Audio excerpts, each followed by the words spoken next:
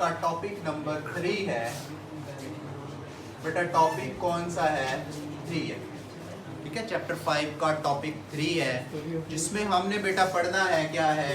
Discovery of neutron. बेटा हमें जो है वो कुछ 80-86 तक 90-20 तक कुछ भी जो है वो एटम के बारे में पता नहीं था, ठीक है। रदरफोर्ड कहते हैं कि एटम जो है वो दो चीज़ों के ऊपर जो है वो मुश्तमिल है, कंसिस्टेड ओनली ऑफ 2 एटम, ठीक है। ये 90-20 तक की बात है, उससे पहले की बात है।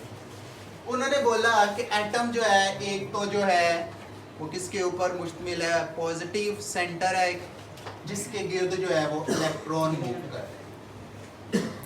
अब बेटा क्वेश्चन ये अराइज होता है कि डिसिमिलर चार्जेस जो है वो क्या करते हैं? एक दूसरे को अट्रैक्ट करते हैं, ठीक है। ये तो रदरफोर्ड का मॉडल था एटम के बारे में कि सेंटर में एक पॉजिटिव सेंटर है जिसके गिर्द इलेक्ट्रॉन मूव करते हैं।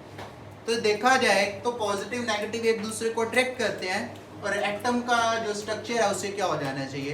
कोलैप्स हो जाना चाहिए। ये चीज़ जस्टिफाई नहीं थी हो रही कि एटम का एक्चुअल स्ट्रक्चर जो है वो कैसा है, ठीक है। एटम का एक्चुअल स्ट्रक्चर जो है वो कैसा है? क्या पॉजिटिव और नेगेटिव जो है वो एटम के स्ट्रक्चर को जस्टिफाई कर सकते हैं? नहीं कर सकते, ठीक है। और बेटा मैं ये भी बताऊंगा कि इतना टाइम क्यों लग गया कि हमें जो है वो न्यूट्रॉन जो है वो डिस्कवर करने में इतना टाइम क्यों लग गया, न्यूट्रॉन के बारे में हमें इंफॉर्मेशन क्यों नहीं मिली है कि न्यूट्रॉन भी है।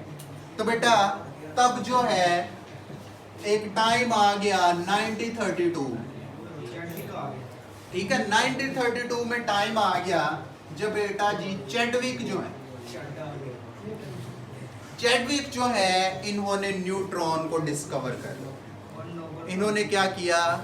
न्यूट्रॉन को डिस्कवर किया, और इन्होंने बताया कि बेटा न्यूट्रॉन जो है वो एटम का जो पॉजिटिव सेंटर है, न्यूक्लियस जो है उसके अंदर मौजूद है। उन्होंने इसको डिस्कवर कैसे किया? उन्होंने बेटा बेरिलियम का एटम लिया। उन्होंने क्या किया बेटा जी?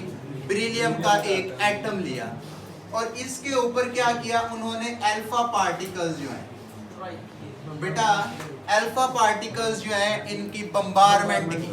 तो बेटा जब इन्होंने इसके ऊपर अल्फा पार्टिकल्स की बम्बारमेंट की तो बेटा एक पार्टिकल्स बने, ठीक है जी। क्या बने? एक पार्टिकल्स बने, ठीक है जी।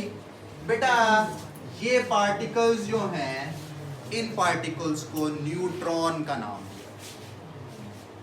अब बेटा इतना टाइम कैसे लग गया कि साइंटिस्ट ने जब पॉजिटिव रेस को डिस्कवर कर लिया, उन्होंने कैथोड रेस को भी डिस्कवर कर लिया, उनसे न्यूट्रॉन डिस्कवर ही नहीं थे हो रहे। बेटा इसकी रीज़न क्या है कि न्यूट्रॉन की डिस्कवरी में इतना टाइम क्यों लग गया?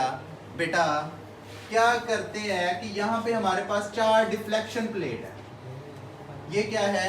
डिफ्लेक्शन प्लेट है कोई भी, ठीक है। 4 डिफ्लेक्शन प्लेट है। ये जो है वो क्या है? 4 डिफ्लेक्शन प्लेट। ये बेटा 0 है। आप देखें कि आप अगर किसी भी इलेक्ट्रिकल जो भी है मैकेनिक है जो इलेक्ट्रिसिटी का काम करता है, वो क्या करता है कि पॉइंट्स के ऊपर जो है वो नोब्स लगाता है उसमें, और वो क्या करता है? मीटर जो है उसकी सुई जो है वो डिफ्लेक्शन शो करती है आगे पीछे। इसका मतलब है कि करंट फ्लो हो रहा है। जब वो अपनी जगह पे स्टिल रहता है तो वहां पे इलेक्ट्रिक करंट का फ्लो नहीं है। जब न्यूट्रॉन्स को देखा, जब उसने डिस्कवर किया, उसने इनको डिफ्लेक्शन प्लेट के ऊपर जो है वो बम्बारमेंट की, तो ये यहाँ से सीधे ही गुजर गए। डिफ्लेक्शन प्लेट ने कोई मूवमेंट नहीं की। बेटा सबसे बड़ी हर्डल जो इनके डिस्कवरी में थी वो इनका चार्ज लेस होना। इनके ऊपर कोई चार्ज नहीं होता, ठीक है। आपने याद रखना है कि बेटा न्यूट्रॉन ये इसी तरह से ही है, न्यूट्रल है ना। न्यूट्रल क्या होता है? जिसके ऊपर कोई चार्ज नहीं होता। तो न्यूट्रॉन भी क्या है? चार्जलेस स्पीशी है हमारे पास, इनके ऊपर कोई चार्ज मौजूद है नहीं होगा। ठीक हो गया जी।